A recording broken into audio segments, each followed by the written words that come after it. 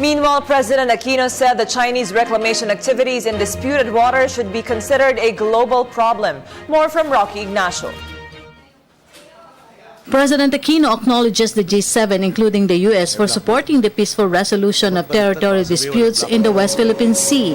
In his interview with media in Tarlac City, the President says that other countries have realized the effect if tensions will escalate between China and other claimant countries, including the Philippines and Vietnam in the contested area. The G7 issued a statement continuing reclamation activities of China in the West Philippine Sea. The Philippines already filed a petition against China at the United Nations International Tribunal.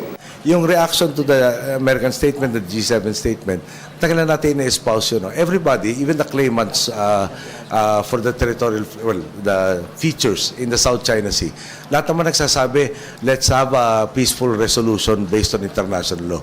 Ngayon, we keep asserting na yung problema sa South China Sea, hindi regional problem.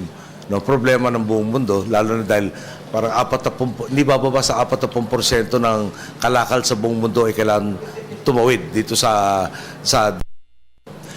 paalala lang natin, siyempre dapat mabahala tayo sa nangyayari reclamation ngayon. The President adds that the issue of freedom of navigation will have an impact on global economy.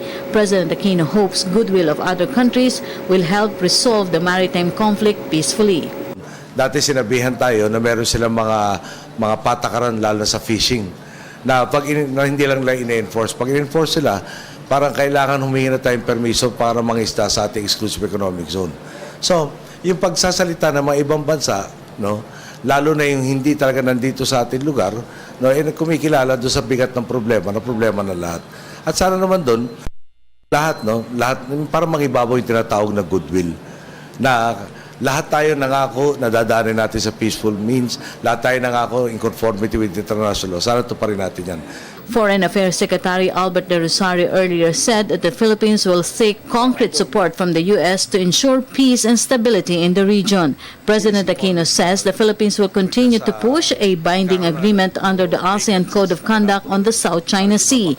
The President will attend the upcoming ASEAN Leaders Summit in Malaysia next week.